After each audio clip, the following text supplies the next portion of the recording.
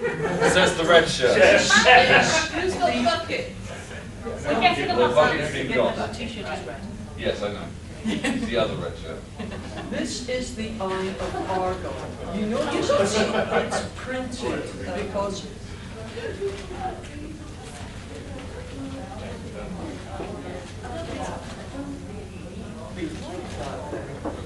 Do you actually want to see something?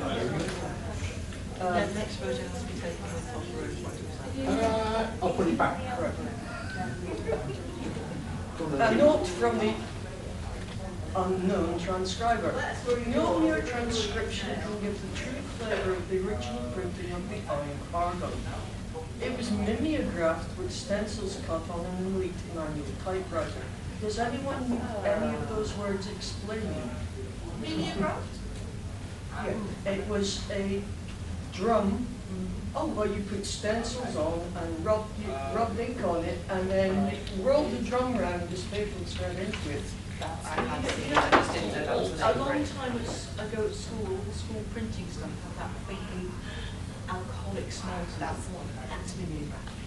I called it banders. My lot called it bandograph. We just called it cassette there and that done with it, because that's the machine it's used. Many letters were so faint as to be barely readable, as opposed to the main part of the text, which is barely readable. Others were overstruck, and some that were to be removed never got painted out with direction to it. Usually only one space separated sentences, while paragraphs were separated by a blank line and were indented in spaces. Many words were grotesquely hyphenated, and there were illustrations. I cannot do them justice in mere words, but they were a match for the text. Those are the major losses of this number 2 version of the Armadacon. Otherwise, all effort has been made to retain the full and correct text, preserving even spellings and dropped spaces. An excellent proofreader has checked it for both errors omitted and committed, and what mismatches remaining are mine.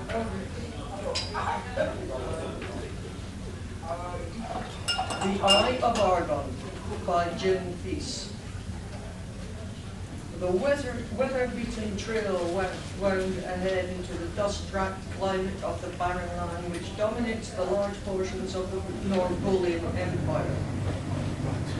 Age-worn hoofprints smothered by the sifting sands of pine and chalk gully against the dust-splattered crust of earth. The tireless sun cast its parching rays of incandescence from overhead, halfway through its daily revolution. Small rodents scouted around, occupying themselves in the daily accomplishments of their dismal lives. Dust sprayed over 3 heaving mounts and gliding clouds while they bore the burdensome cargo of their struggling overseers. Prepare to embrace your creators in the Stygian haunts of hell, 50p barbarian. to stop, because I've got a clue what you're on about. Neither did the author. Do we have any ways on advance on 50p? Anything to keep going or to back up the stop? Winner! Okay. Yeah, okay. And that, for those of you who are new to this, is how this works. Yes, Best of indeed. luck. Oh, there's worse to come. Because I found a favourite. Oh, yes. You know what you've got, crap. The late ingrate Diane Smith.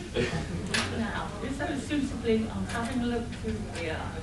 A Oh, pound to read it in the style of a nursery teacher to their children. oh no, I love that. Okay. Even in the face of this new disaster, Bruce McKechnie could not help wondering what had gone wrong. Certainly these crabs were immensely tough and could withstand anything which would kill normal creatures, but 24 sticks of explosive should have accounted for them. He was puzzled, too. Remembered the noise which the underwater explosions had made, as though directions. Instead, he confined to the depths. He knows nothing about explosives. I think he knows nothing about, or just stop I'm there. not sure about that. Explosion will propagate away from the center less than But facts make this list hurt. sorry. She accepted no one. I don't think it matters where I am. To find an effect. Was it something to do with a subterranean tunnel, perhaps? £5 The structure defined as for Barry to continue reading in the style of David Bellamy. David Bellamy, hang on. Brian Blessed. Oh, that's Lately I've been doing Alan Wicker. Alan Wicker. Alan Wicker. we're going from He-Walls. Heaven help our dear sweet souls. A glance through the window before he left the study revealed the giant crabs were 300 or 400 yards away. He could hear the clicking of their pincers now, but why should they make for the hotel? Instinct, as he thought, knew. He ran through the entrance hall. He heard the voices of the servants from the kitchen. There was nothing to be gained by raising the alarm.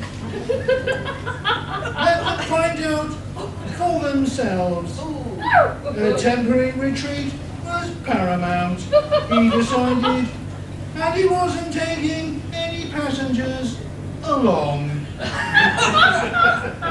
Duty-free Barry. What? I think he was enjoying that. For You have to pay a to human carry on. value of enjoyment. If you want to carry on. And that was the gong for me to leave. Sack the Do juggler. you want to pay to carry on? Watch out, guys. I found another one. There's Is lots that it? of them. No. What? It's fantastic. Oh no, so I stop or do I carry on? You carry on. Oh, all Oh, right. you carry on. Stop. Like reading this. Was it pay to stop or carry on? Pay to I can't do David Bellamy. You've done And it. then he wants to pay to carry on. I've been paid to stop on mine. Do you want to pay to carry on? Are you joking? I think I am stupid. Yes. I think it's got crabs. Don't forget, Harry, we know you. I'm too well. So what's the skinny? I stop now. Yes. Hooray! And then they were having Well, fun. We'll embarrassed. save you for later. Shall I? Shall I have some fun? I think want you to have already some are. fun. I'm having great fun here. Because this starts off, I've read this one piece. Click, click, clickety click! The big crab had spotted him. Oh, signaling to the others with waving antennae. Run the man down! Somehow Gordon broke into a run. There were 50 yards of rock-strewn beach to cover. And then he could strike inland, but nobody knew how fast the crabs would move. Well, he would soon find out. Excuse me, the average land speed of a giant man-eating crab is approximately 15 miles per hour, but they can sustain this for up to 5 hours. I think it's a bit smooth then, isn't it? All the size. Correct. Oh gosh, Yeah. I'm trying to do. Do you think The terrain was uneven. A single slip meant a death that he dared not think about. One glance behind. Oh, Jesus Christ. The crabs were coming fast. The beach, the equivalent of their ocean-fed terrain. They were familiar. His lungs hurt. His vision swam. Probably in the terrain where they were flooded. Pray God he could make it. The bastards were less than 50 yards behind him and gaining on him. One last stretch of rocks to negotiate, a kind of peninsula that jutted out from the sea wall. After that, he would be okay. The moonlight glinted on the flat, slippery surface, a black, shadowy line in front of them. That crevice which they had distanced over the hour's journey. A fissure, a cleft, split by a constant pounding of the sea. He hesitated. The big crowd was much nearer, maybe 30 yards away, no more. So sure is he. For a few seconds' time. Oh, sorry. For a few seconds, there had no comprehension. Time seemed to stand still for Gordon's swimming. The drowning man's past life was reputed to flash through his brain, but for Gordon, just a few things sprang back at him. Boing. They crabs. Presumably. Presumably, yes. The chances were he wasn't going to be there. The crowd were moving remarkably quickly. See you people next year. Bye. Bye. He had his regrets. People he would never see again. You ready?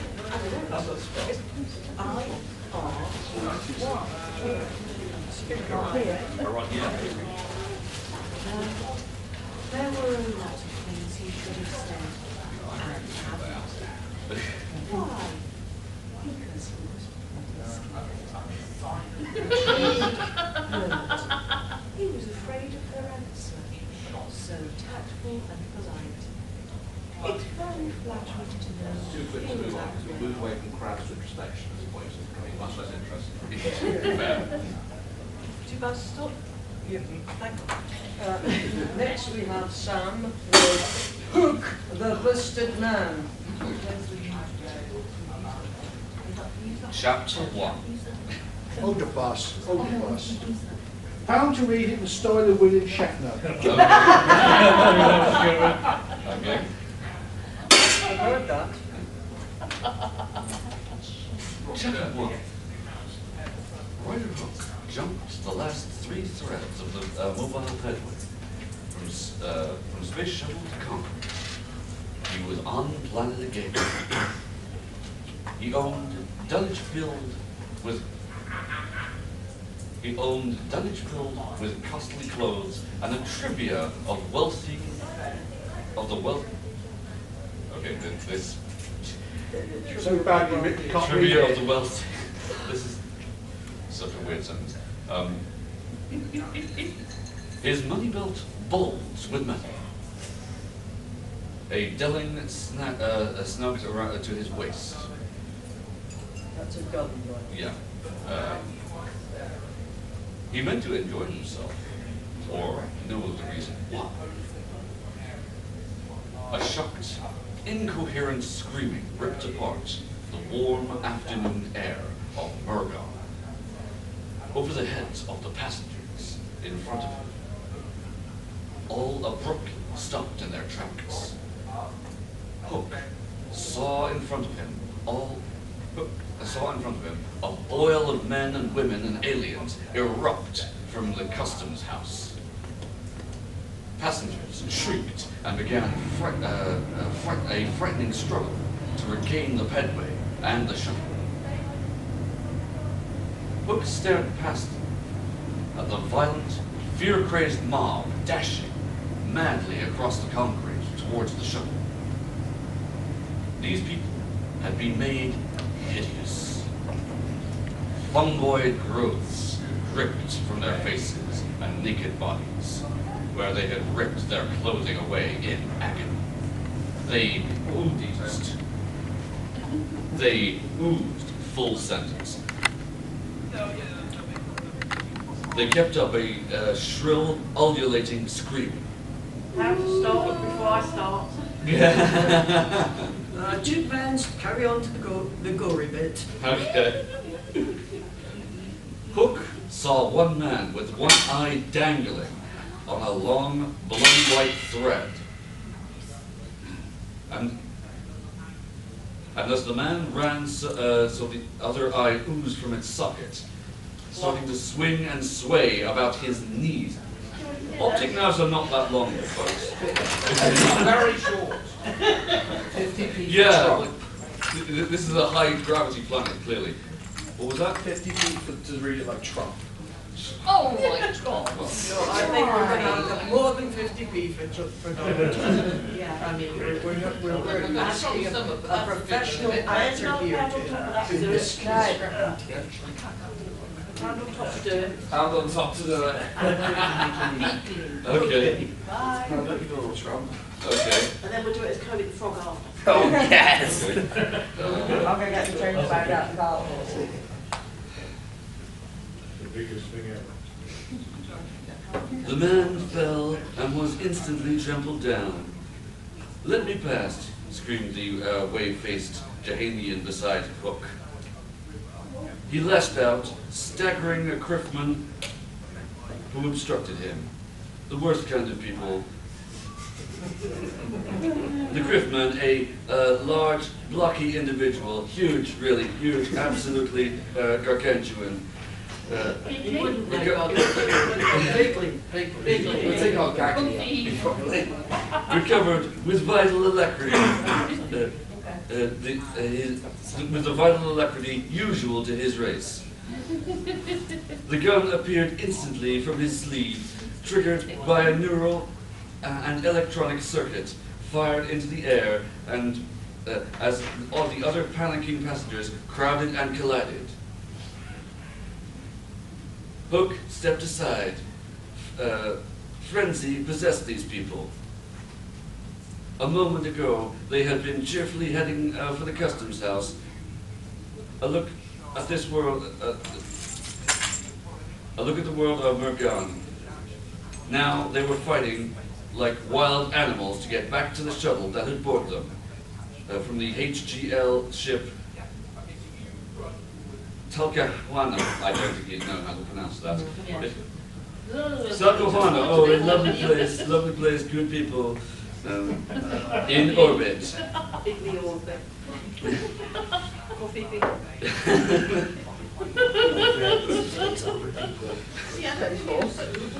Someone at the customs house shed was shooting the struggling passengers.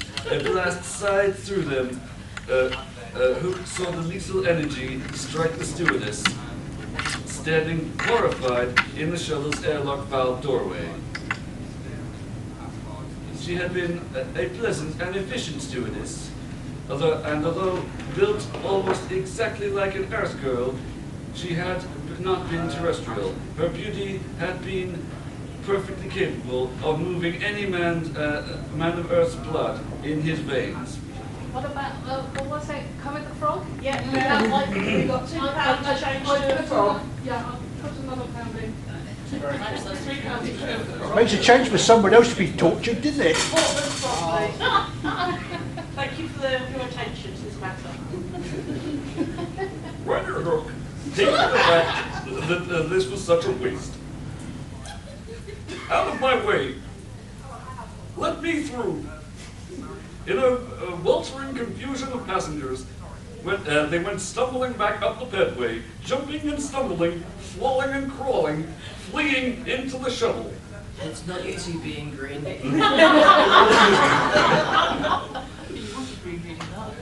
The lazy afternoon broke apart in flame and horror. These diseased inhabitants of the planet fought amongst themselves. Mergan was only lightly populated, so Hook understood, and he guessed the disease had not spared anyone around the curve of the world. No one had stayed down here. No one who had stayed down here would survive. Everyone battled for a place on the shuttle. Again, the gunman blasted from the customs shed. And this time, the energy whipped away a stumbling, maddening crowd of diseased inhabitants. Like, do accents.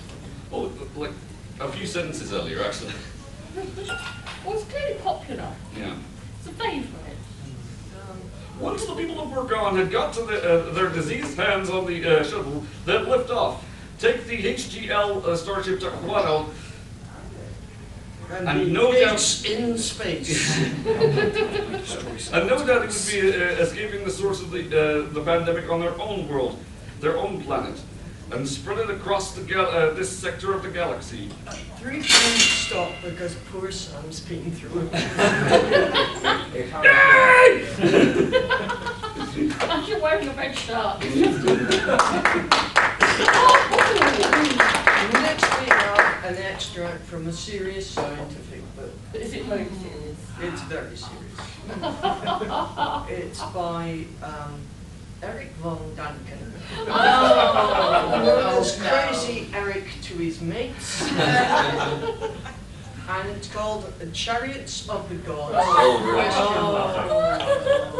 Chapter 7. Yeah. I thought that was enough. Ancient marvels or space travel centers. Could it be?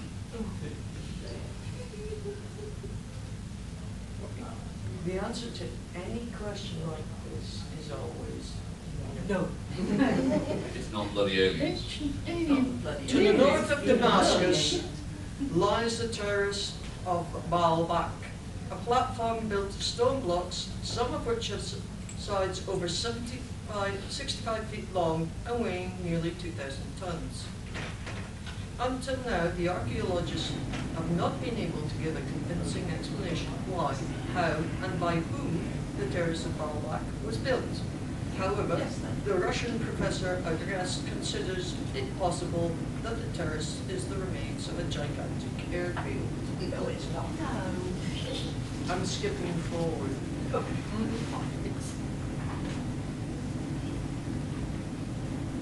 With such enormous estimates, a couple of million men or less does not matter. But one thing is clear, they all had to be fed.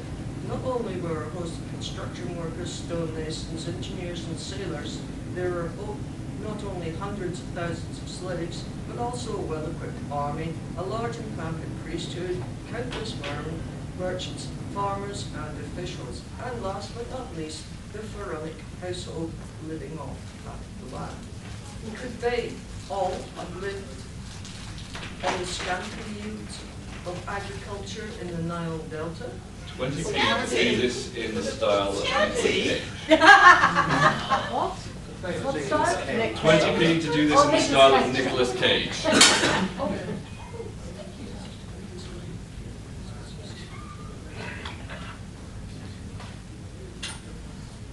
I actually told stone blocks used for building the temple were moved on rollers. In other words, wooden rollers. But the Egyptians would scarcely have felled and turned into rollers the few trees, mainly palms, and then, as now, grew in Egypt, because the dates from the palms were the only things giving shade to the dried up ground. For Christ's sake.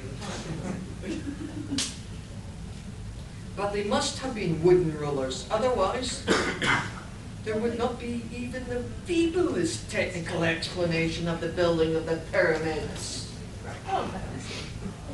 Did the Egyptians import wood? Yes. Yes. In order to import wood, there must have been a sizable fleet. And even after it landed in Alexandria, the wood would have had to be transported up the Nile. Yes, they float the river. To Cairo, which wasn't a city at that point in time. Since the Egyptians did not have horses and carts at the time of the building of the Great Pyramid, also at the time of building the Great Pyramid, Alexandria wasn't a city because it hadn't been founded. 50p for Billy Connolly. Lots of references there. You will be sorry.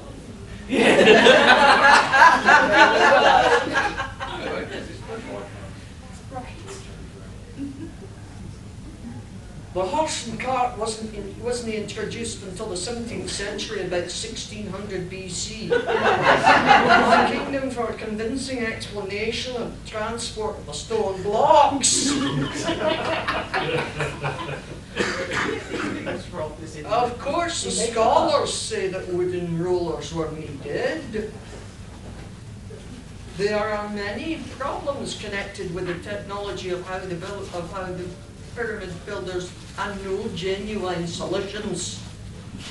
How did the Egyptians carve tombs out of the rock? What resources did they have in order to lay out a maze of galleries and rooms? The walls were smooth and mostly decorated with paintings in the relief. The shafts sloped down into the rocky soil. The hay steps, built in the best tradition of craftsmanship, that lead to the burial chambers far below. Hordes of tourists stand gaping in amazement at them. But none of them get an explanation of the mysterious techniques used in the excavation. Yet it is firmly established that the Egyptians were masters of the art of tunneling from the earliest times, because they were actually our badger.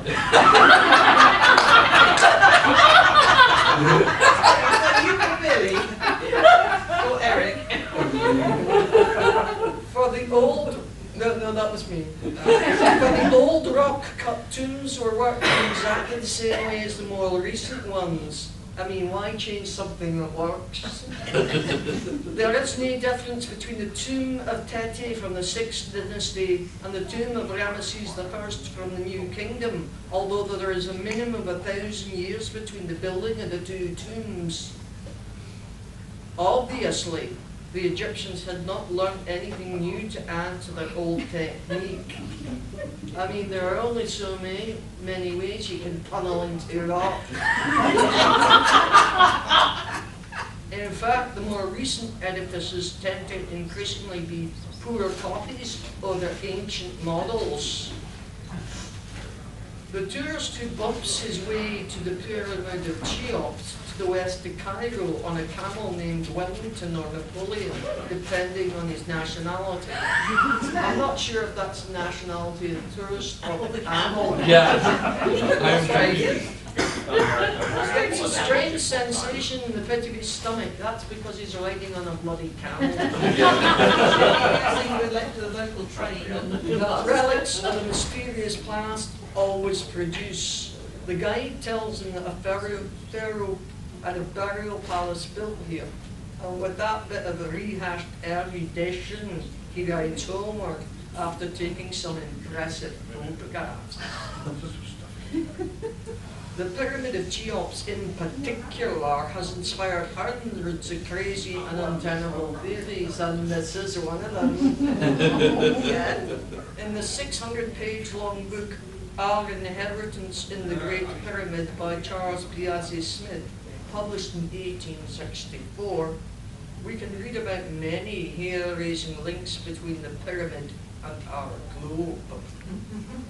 Yet even after a highly critical examination, it still contains some facts which should stimulate us to reflection, and I'm not reading a single word more till I get more money. Okay, so do we vote to accept that Chariots and Gods is definitely now an official term? Oh, God. Oh, I yeah. think we knew that ages ago. Yeah. I was going to put 50p if Helen did Brian Blessed. There. I know somebody that's walking home this year. Yes. Organs alive. What are we up to? Oh, or should we just start something else?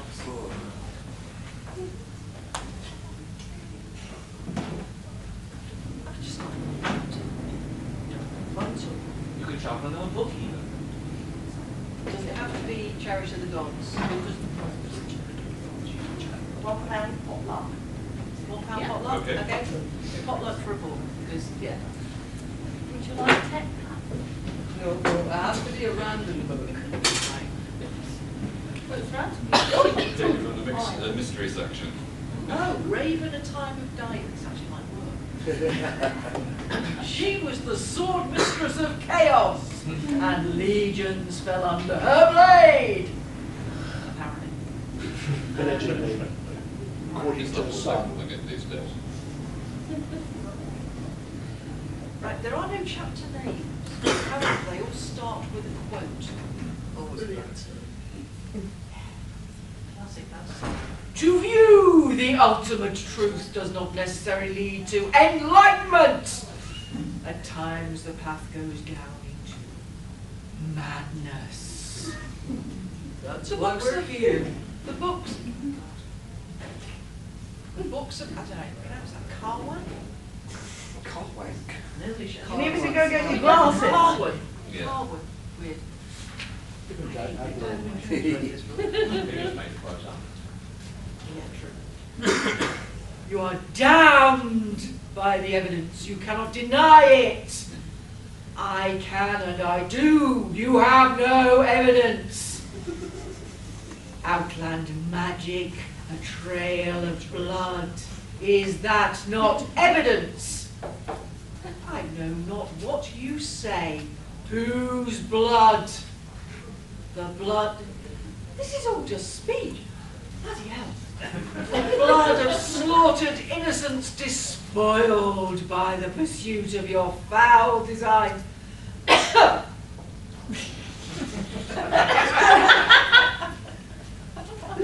was perfect timing.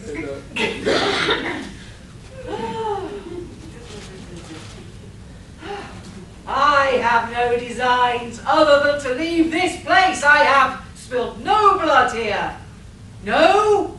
Why then do the funeral pyres call all hurrah till the morning? Better than the evening, I suppose. Am I your chosen scapegoat so that you cannot comprehend? Sorry, hold on. Am I chosen as scapegoat for that you cannot comprehend? Do you lay blame to the target easiest for your accusations? Oh, thank God we stop the speech now. That's half a page, just a speech between two characters. Nothing to say who they are. As to the illusion of mystery. Yeah, that's the confusion. The priest gestured at the soldier, who stepped forward to flash a flail against Raven's back. The 3 lengths of plaited hide brought a fresh welling of blood from her already broken skin. The thin rivulets of crimson running down from the cut, crossing the earlier marks to trace a path across her naked buttocks and dribble oh God, I wish I could share this one.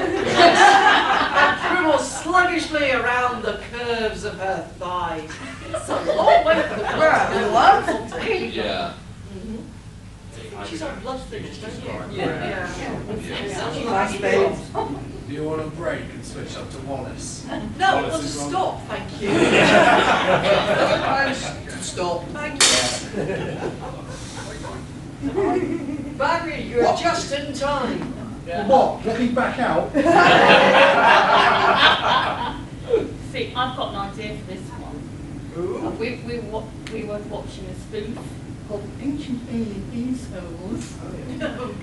Could they be assholes? So I want to read this in that voice. Won't decide you all. King Crab moved in again. All his helpers moved in. The rest of the crabs just stood there in complete silence. They made no move towards the dismembered man. Obviously, such a prize was royal property. With amazing speed, the razor-sharp pincer cut the other leg, amputating it with even greater ease. 2 bloody stumps, and one made a token resistance. Another snap, then another. A helpless critical chunk of humanity squirmed on the blood-soaked sands. Eyes that pleaded for death.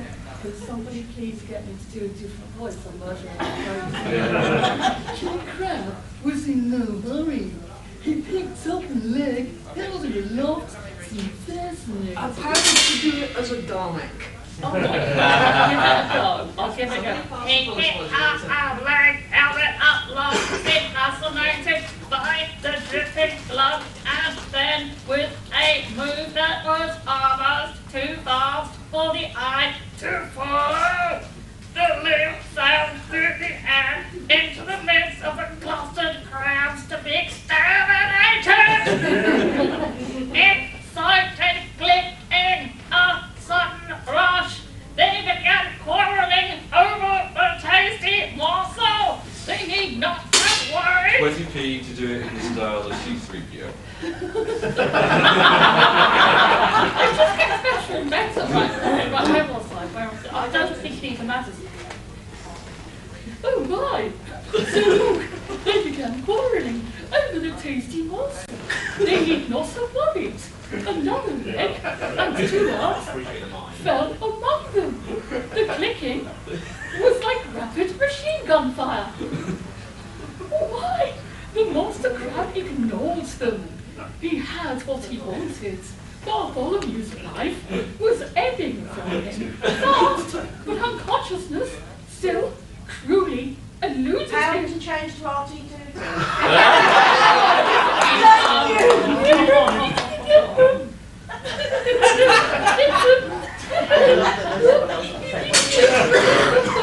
You should have said the clangers, it would have made the same difference. You're saving them for later. Oh, Jar Binks. Jar Binks.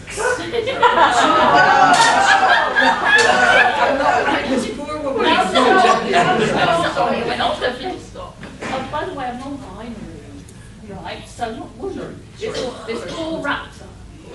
I've decided poor raptor. This raptor actually, given the nature of velociraptors, this raptor does not mind inflicting pain upon an audience. I'm good with it. Yeah.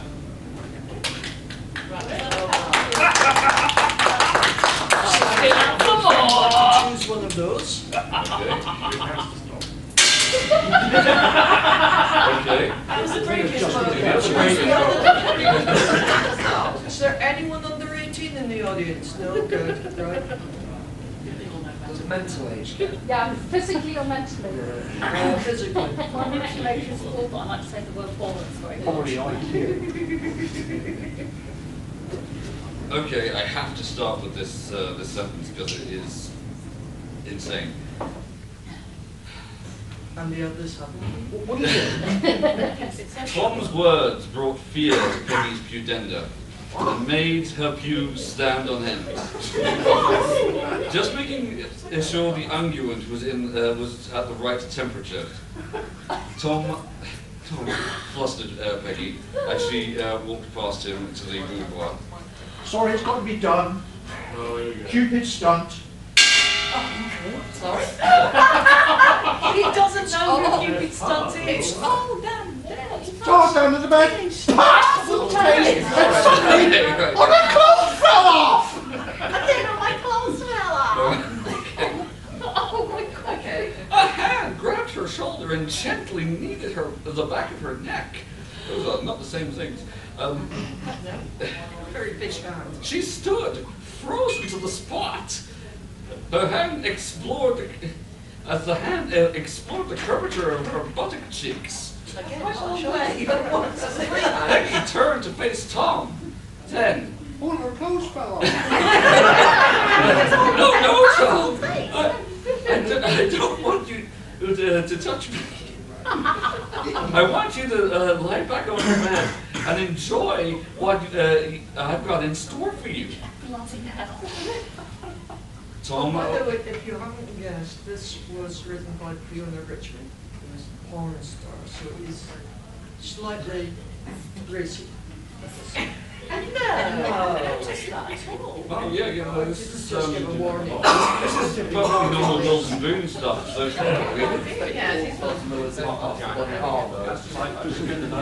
Small babe dropping himself up on the pillows, so so he could see what she was doing.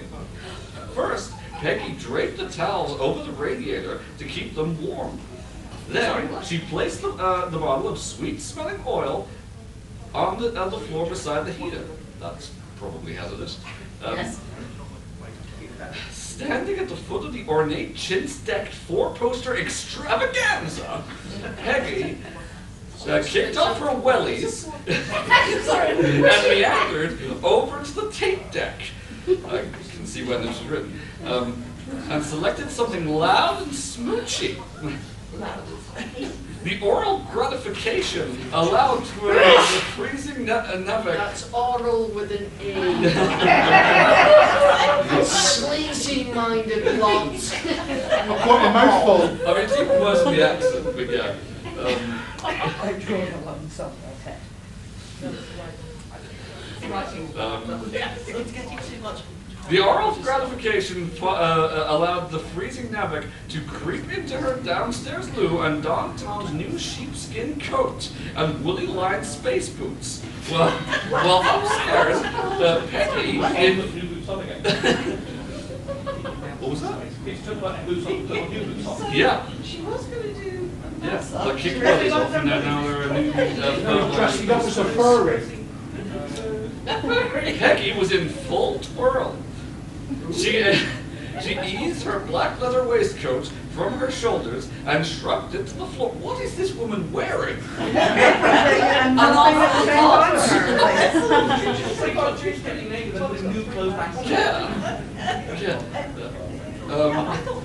Reverse for her. The buttons of her crisp white embroidered cowboy shirt sought to get to the her climax. attention. That is a very poor use of words. So I genuinely didn't hear you what? Trying to get to the climax. Okay. That'll take him several pages to do.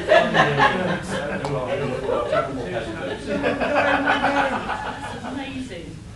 Just like most men, you can't find the climax. I swear they're fucking tantric. That's an entirely different book. Oh, there's mention here of drinking Horlicks, but with a W.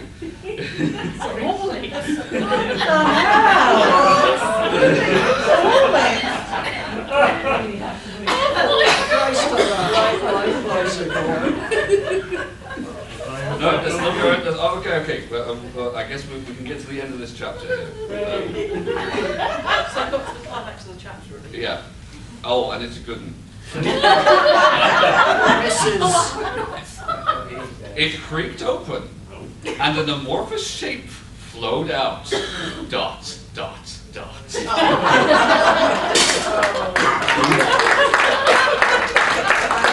What the time is, it's now the time you've all been waiting for. I think dreaded is slightly more accurate. It is John Carstairs, Space Detective. Please. Oh, now, do we want botanizing tundra or wobblies on the moon?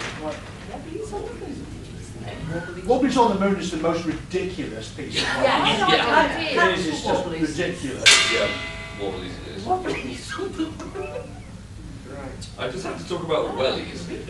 Wobbly wellies on the moon. Makes you wonder how they got into print. You Yeah. better explain when this was actually written so everyone knows how ridiculous it is. Still on tape cassettes, so. Well, apparently this one was first published in 1980. I don't have a publishing date on my copy. When do you reckon it was written? This, I would say, probably the 50s at the latest. Thank you. So you have to sort of 50s B movie, black and white. Yeah. I think more like Driving. More like Z movie. Yeah, slightly below Plan 9 from outer space. Slightly below. She stiffened Mrs. Vera Jones. All right, next time knife from outer space look like a masterpiece. She stiffened in sudden horror. A piercing, long-drawn scream had reverberated across the glassite-walled sleeping turret, congealing her very vocal cords and turning Carson's blood to ice.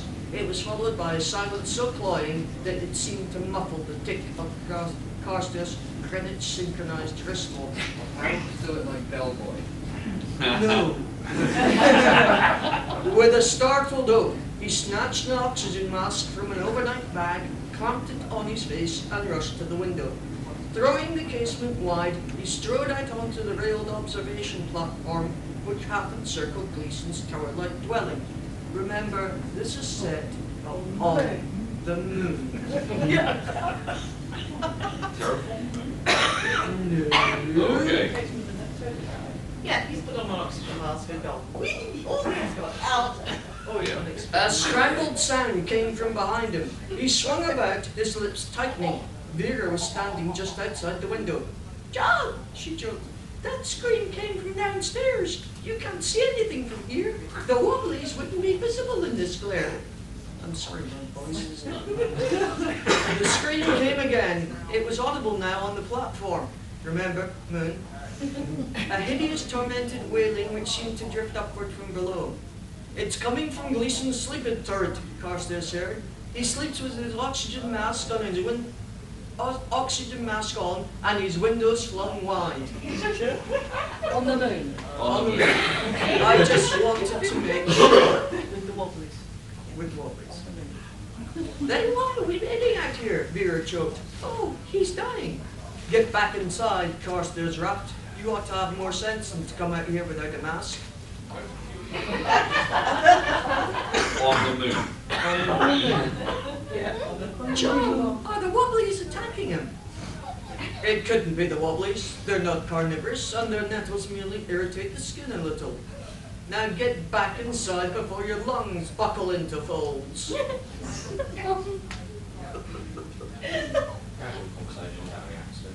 Yeah. They proceed to run down the inside of the tower. "Take it easy, Vera," he cautioned. "If you drop dead, you'll be sorry later on."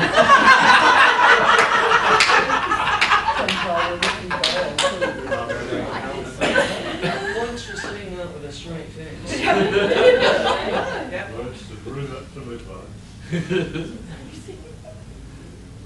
They get to the outside of Gleason's bedroom. "John, you better put your shoulder to it," she whispered hoarsely, because she's breathing back in.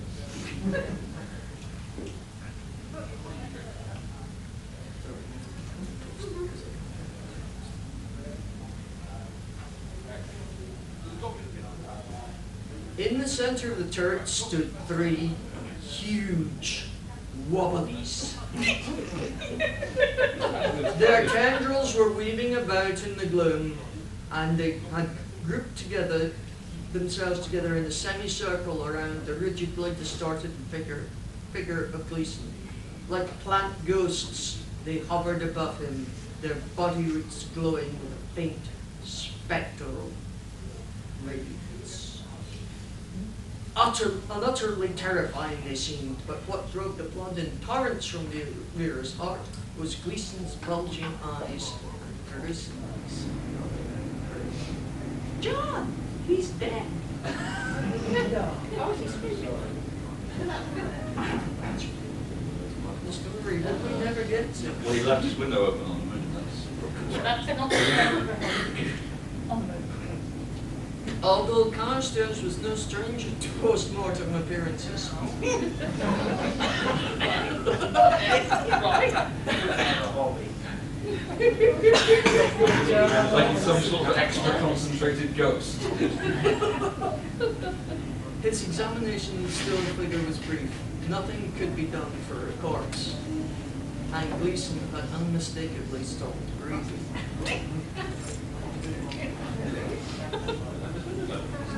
"John, did those ghastly things attack him?" she asked. Carstairs shook his head. "How many times must I tell you, wobblies are not flesh eaters?" he said, joking, probably because he's still quite attractive. They use their nettles to protect them from their natural enemies, which are never mentioned, but otherwise they're harmless. When Gleason observed them on the mountains, he took copious notes. They're freakish, but harmless around ulating plants.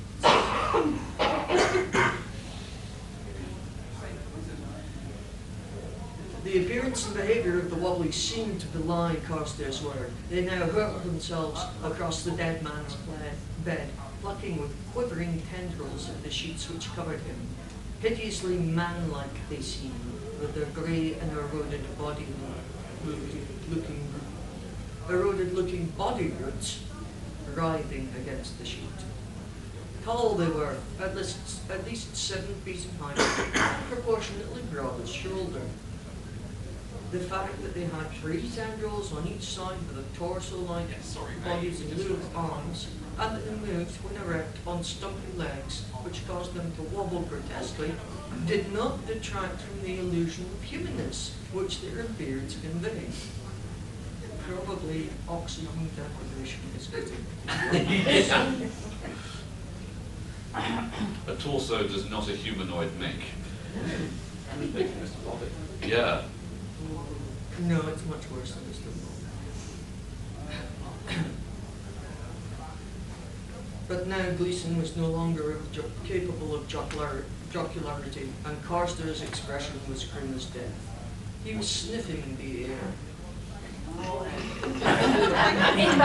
Did he check his mask off? Yeah. He has his mask off. The windows Why is he open. sniffing here? And staring at his hands, as though bewildered by his ability to flex his fingers when his spine was a column of ice, his tongue a swollen mass of jelly.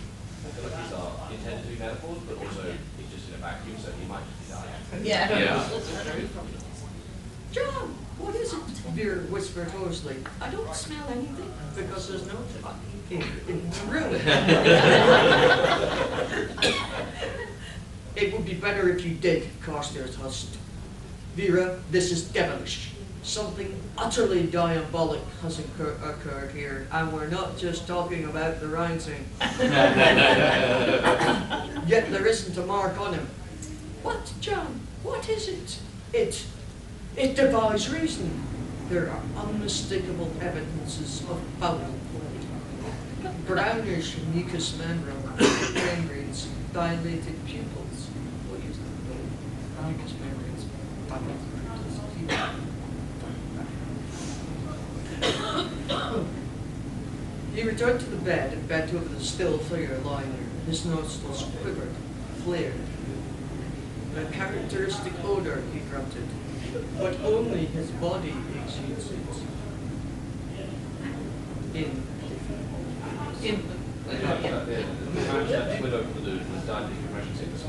Clearly the plant monsters must have killed them. There's no other explanation. Yeah. Except that on the moon there's no fucking air. Yeah. So the plants, they'd be freezing all things. These petty criticisms.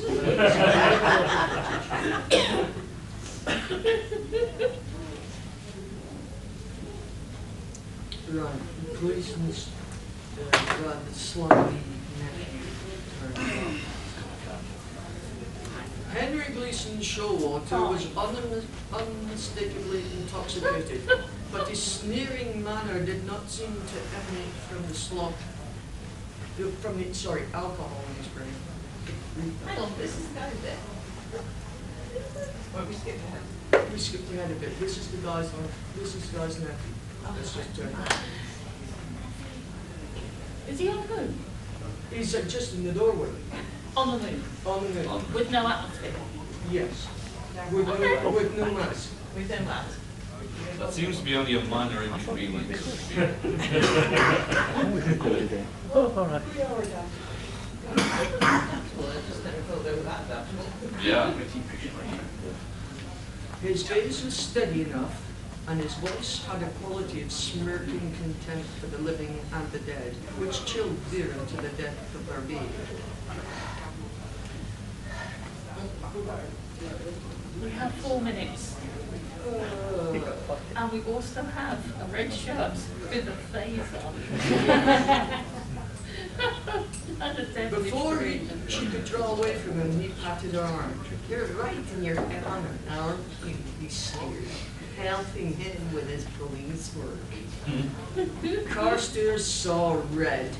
He advanced upon the youth in 3 long strides, grabbing him by the shoulders and shook him until his jaw sank.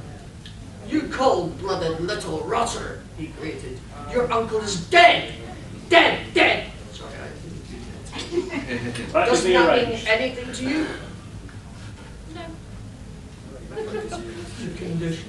Could it mean anything? Asked the silky voice from the doorway, still not wearing an oxygen mask. He's been drinking steadily for hours. Monoplated and calm, cynical. This is sort of a mashup of noir and really bad space opera. She looked infinitely more cynical than Gleason's nephew, but she had more strength of character than the weak-chined youth, and knew how to keep her thoughts to herself. The fact that she was new to the fiancé had amazed Carstairs at first, but conversing with her in Gleason's presence, he had decided she was nobody's story. She was marrying on Shoalwater for the money he had eventually inherited. A gold digger, if ever there was one. A hard, calculating little mink. Behind her, in the shadows, hovered Lee Chan, Gleason's Chinese butler. His once yellow face turned a multi-color because he's not wearing an oxygen.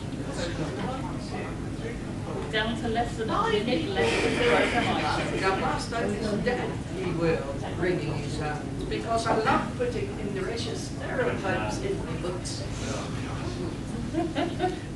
He was very kindest man I ever knew. Very, very kindest. And with that, we will say good night and thank you.